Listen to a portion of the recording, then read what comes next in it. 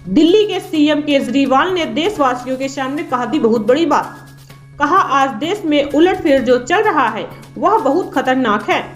विपक्ष को खत्म करके भाजपा के लोग वन नेशनल वन पार्टी का माहौल बनाना चाहते हैं। साफ मायने में इसी को तो तानाशाही कहते हैं।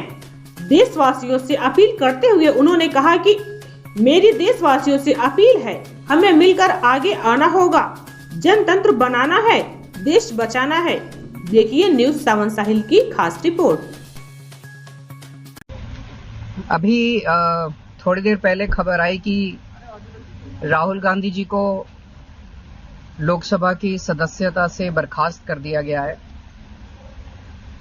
जिस तरह से उन्हें उस मानहानि केस में फंसाया गया, मैक्सिमम सजा दी गई और 24 घंटे के अंदर उनकी लोकसभा की सदस्यता बर्खास्त कर दी गई, ये हमारे देश के लिए बहुत चिंता का विषय है। हम जुडिशरी का सम्मान करते हैं, लेकिन जो जजमेंट आया हम उसका समर्थन नहीं करते। जिस तरह से उनकी सदस्यता बर्खास्त की गई है वो एक कायराना हरकत है, वो एक डरी हुई सरकार की निशानी है। लेकिन देश के लिए पूरा आजकल देश के अंदर जो चल रहा है वो देश के लिए बहुत खतरनाक है। पूरे देश से ये एक ऐसा माहौल बनाना चाहते हैं कि देश में बस एक ही पार्टी बचे, वन नेशन वन पार्टी, और सारी पार्टियों को खत्म कर दिया जाए।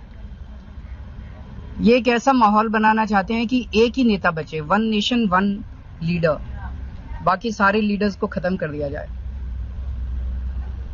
इसी को तो तानाशाही कहते हैं, इसी को तो डिक्टेटरशिप कहते हैं।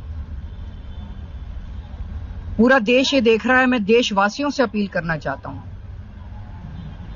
कि ये भारत हम सबका है, ये भारत 130 करोड़ लोगों का है। हम सब ने मिलकर आजादी की लड़ाई लड़ी थी, हमारे पुरखों ने आजादी की लड़ाई लड़ी थी, आजाद भारत को आजाद कराने के लिए। लेकिन आज की जो सरकार है, प्रधानमंत्री नरेंद्र मोदी जी के नेतृत्व में, इस सरकार का स्वरूप अंग्रेजों की सरकार से भी बहुत ज्यादा खौफनाक और खतरनाक है। अब लोगों को सामने आना पड़ेगा, लोगों को सामने आके इसके खिलाफ लड़ाई लड़नी पड़ेगी। अगर हमने भारत को बचाना है तो 130 करोड़ लोगों को एक साथ इकट्ठे होके इस लड़ाई में शामिल होना पड़ेगा। सरकार किसी की बने, कल को सरकार चाहे इसकी बने चाहे उसकी बने, इस पार्टी की बने उस पार्टी की बने, वो जरूरी नहीं है। लेकिन जिस तरह से जनतंत्र के ऊपर हमला किया जा रहा है वो सही नहीं है।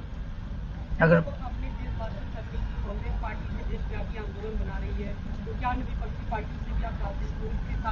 पार्टियां इंपॉर्टेंट नहीं है, मैंने कहा लोग इंपॉर्टेंट हैं।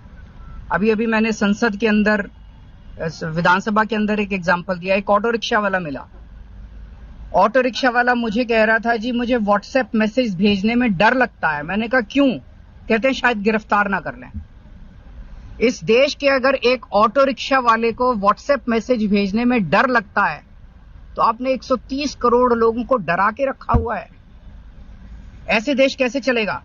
डर डर के लोग कैसे जिएंगे? और क्यों डर डर के जिए? हम, हमारा देश है, हम आजाद भारत के आजाद नागरिक हैं, हम क्यों डर डर के जिए? पूरे देश को व्यापारी डरा हुआ है, किसान डरा हुआ है, मजदूर डरा हुआ है, नेता डरे हुए, सब लोगों को डरा के रखा। जुडिशरी डरी हुई है, जज डरे हुए हैं, मीडिया वाले डरे हुए हैं, सबको धमकाते हैं ये लोग, सबको ईडी और सीबीआई और इनकम टैक्स की धमकी देते हैं लोग। सर, इससे पहले हमने देखा कि आप लोग के कांग्रेस के साथ रिश्ते काफी खराब रहे, लेकिन आज 14 वो इम्पोर्टेंट नहीं है। हमारे आपस के रिश्ते इम्पोर्टेंट नहीं है। इस टाइम देश को बचाना इम्पोर्टेंट है।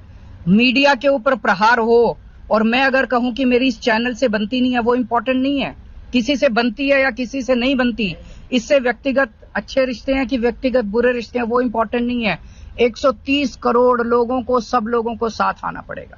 क्या कांग्रेस की प्रोटेस्ट के साथ जाएगा? अब आम आदमी पार्टी भी कांग्रेस के साथ सारे लोगों को साथ आना पड़ेगा। ये लड़ाई राहुल गांधी की लड़ाई नहीं है, ये लड़ाई कांग्रेस की लड़ाई नहीं है, ये लड़ाई इस देश को बचाने की लड़ाई है।